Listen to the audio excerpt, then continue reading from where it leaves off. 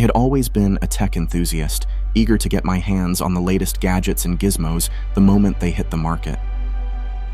So, when the news broke about the launch of a new virtual reality headset dubbed NextMind, promising an experience unlike any before, I was instantly hooked. The ads boasted of an immersive journey so realistic it could blur the lines between the virtual and the real. I remember thinking it was just marketing hype, but I couldn't have been more wrong. The day the NextMind arrived, I felt a childlike excitement pulsing through me. The sleek black headset, with its glossy finish and ergonomic design, promised a new frontier of digital exploration. I remember the weight of it in my hands, substantial yet promising unparalleled comfort. That night, as the sun dipped below the horizon, painting the sky in hues of orange and purple, I decided to take my first dive into the NextMind universe. The setup was surprisingly simple, a testament to the seamless integration of advanced technology with user-friendly interfaces. Within minutes, I was ready. I slipped the headset over my eyes, and the world around me faded away, replaced by a digital loading screen that pulsed with anticipation. Then, with a soft chime, I was transported. I found myself standing in a forest clearing, the details around me so vivid it took my breath away. I could see the individual leaves rustling in the gentle breeze, feel the warmth of the sun on my skin, and hear the distant call of birds. It was serene, peaceful, and for a moment I forgot I was standing in my living room, miles away from any forest.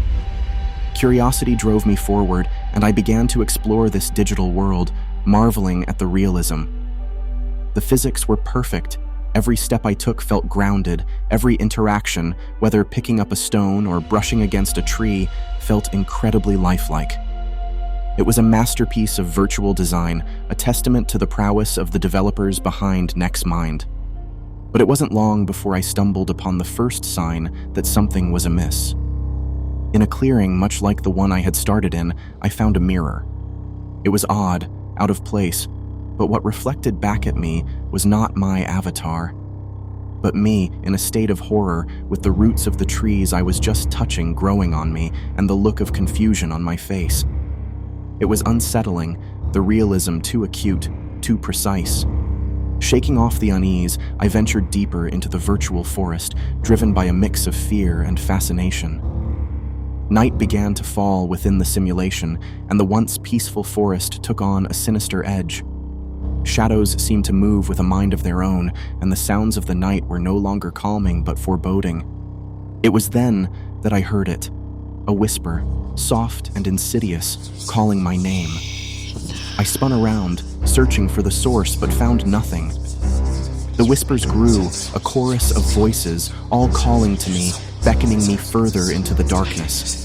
Panic set in, my heart racing as I tried to remind myself that it was all just a game, a simulation with no real danger.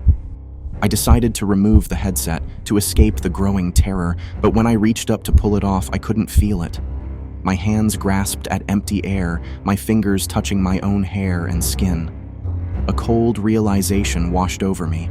I was no longer in my living room. I was somewhere else, somewhere beyond the reach of the real world. The forest around me closed in, the darkness complete, and the voices grew louder, more demanding.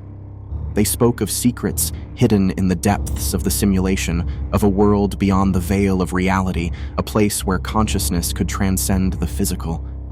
I was terrified, yet compelled to listen, to understand. I wandered aimlessly, lost in a world that was no longer just digital, but something more, something other. Hours passed, or maybe it was days. Time seemed irrelevant. Eventually, I stumbled upon a structure, ancient and crumbling, yet pulsing with a power that drew me in.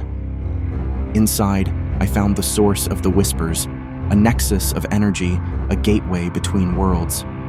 The voices promised knowledge, power, and understanding beyond anything the real world could offer.